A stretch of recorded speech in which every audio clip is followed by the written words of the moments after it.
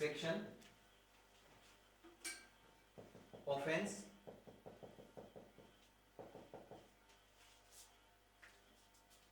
Punishment.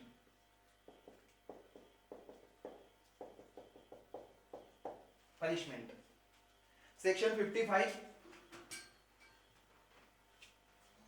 अपराध कैसा किया, मृत्यु या आजीवन कारावास से दंडनीय है, लेकिन वो आपने दुष्प्रेरण किया, ऑफेंस यानी दुष्प्रेरण किया है ना, अपराध उसने किया नहीं है, ये समझना है। आजीवन कारावास यानी अपराध दंडनीय है मृत्यु या आजीवन कारावास से, लेकिन आपने उस दुष्प्रेरित व्यक्ति ने ऐसा अपराध किया नहीं है, आपने ऐसा अपराध करने के लिए उसको दुष्प्रेरित किया है, तब आपको कौन सी पनिशमेंट मिलेगी, 7 वर्ष। देखो क्या बोल रहा है ये प्रोविजन, तब वह दोनों में से किसी भांति के कारावास से जिसकी अवधि 7 वर्ष तक की हो सकेगी दंडित किया जाएगा, प्लस जुर्माने से भी दंडित होगा। ये तो कब है, जब वो कार्य नहीं किया जाए। आगे क्या बोल रहा है, आगे देखो, और यदि ऐसा कोई कार्य कर दिया जाए जिसके लिए दुष्प्रेरक उस दुष्प्रेरण के परिणाम स्वरूप दायित्व के अधीन हो और जिससे किसी व्यक्ति की उपहति कारित हो, तो दुष्प्रेरक दोनों में से किसी भांति के कारावास से जिसकी अवधि 14 वर्ष की हो सकेगी दंडनीय होगा, और जुर्माने से भी।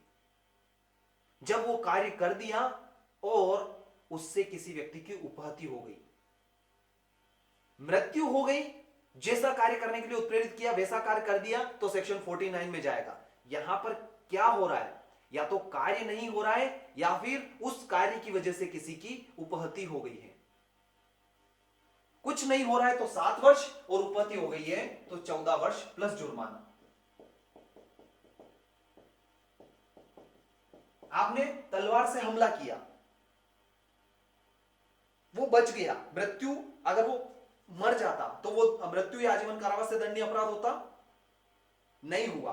आपने तलवार से हमला किया, वो बच गया, लेकिन उसको चोटें आ गई, आप दुष्प्रेरण के मतलब जो व्यक्ति दुष्प्रेरण कर रहा था, दुष्प्रेरक को 14 वर्ष प्लस जुर्माना, ये दंड मिलेगा। ये कौन सी स्थिति है, जब अपराध मृत्यु या आजीवन कारावास से दंडनीय था। सेक्शन 56 क्या बोल रहा है, जब कारावास से दंडनीय है। अब वो कारावास सभी प्रकार का हो सकता है ना, स्पेसिफिक नहीं है, यानी कि कठिन कारावास भी, साधारण कारावास भी, किसी भी कारावास से दंडनीय अपराध हो, वो अपराध नहीं हुआ हो, आपने तो उसके लिए दुष्प्रेरित किया है लेकिन वो अपराध नहीं हुआ है। देखो क्या बोल रहा है सेक्शन 56, जो कोई कारावास से दंडनीय किसी अपराध का दुष्प्रेरण करेगा, यदि वह अपराध उस दुष्प्रेरण के परिणाम स्वरूप न किया जाए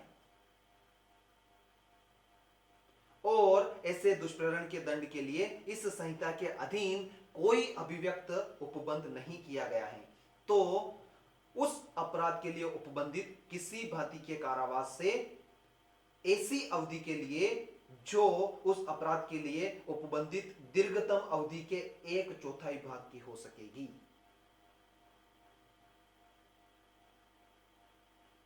फॉर एग्जाम्पल, चोरी का अपराध किया है, घर में चोरी, कितनी पनिशमेंट, 10 वर्ष। मैक्सिमम पनिशमेंट कितनी, 10 वर्ष।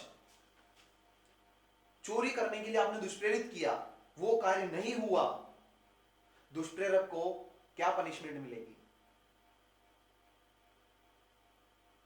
दीर्घतम 10 वर्ष, इसकी 1/4।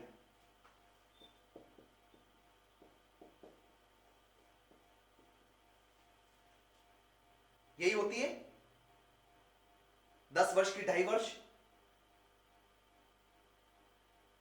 2.5 और 2.5 5 वर्ष, और 2.5 और 2.5 5 वर्ष, कुल मिलाकर हो गई 10 वर्ष, तो 1/4 मतलब 2.5 वर्ष। ऐसे देखो, और क्या पनिशमेंट हो सकेगी, 1/4 तक का भाग हो सकेगी, या जुर्माने से जो उस अपराध के लिए उपबंधित हैं, या दोनों से दंडित किया जाएगा, प्लस जुर्माने से भी दंडित किया जा सकता है। और यदि दुष्प्रेरक या दुष्प्रेरित व्यक्ति ऐसा लोक सेवक है जिसका कर्तव्य ऐसे अपराध के किए जाने को निवारित करना है, तो वह दुष्प्रेरक उस अपराध के लिए उपबंधित किसी भांति के कारावास से ऐसी अवधि के लिए जो उस अपराध के लिए उपबंधित दीर्घतम की आधे भाग तक हो सकेगी। आधी, यानी कि पुलिस वाला ही बोल रहा है, पुलिस वाले की जिम्मेदारी है चोरी रोकने के लिए, वही मजे ले रहा है कि भैया ले आ, आधा आधा 50-50 कर लेंगे। तो दुष्प्रेरक कौन हुआ? पुलिस वाला। तो पुलिस वाले को 5 वर्ष तक की सजा मिल पाएगी, या ऐसे जुर्माने से जो अपराध के लिए उपबंधित हैं, या दोनों से दंडित किया जाएगा। देखो इसका इलस्ट्रेशन ख देखो, पहले तो क ही देख लो। मिथ्या साक्ष्य देने के लिए ख को क उकसाता है। यहां यदि ख मिथ्या साक्ष्य नहीं देता है तो भी क ने इस धारा के अंतर्गत उपबंधित दंड किया, अपराध किया है, तो वो 1/4 पनिशमेंट उसको मिलेगी। लेकिन देखो नीचे वाला, वो लूट वाला एग्जांपल मैंने चोरी वाला दिया, ये लूट वाला है कि क एक पुलिस अधिकारी जिसका कर्तव्य है लूट को निवारित करना, लूट किए जाने के लिए ही दुष्प्रेरण करता है। बोले 50-50 कर लेंगे लूट के लिए, मैंने चोरी का दिया, ये लूट की बोल रहा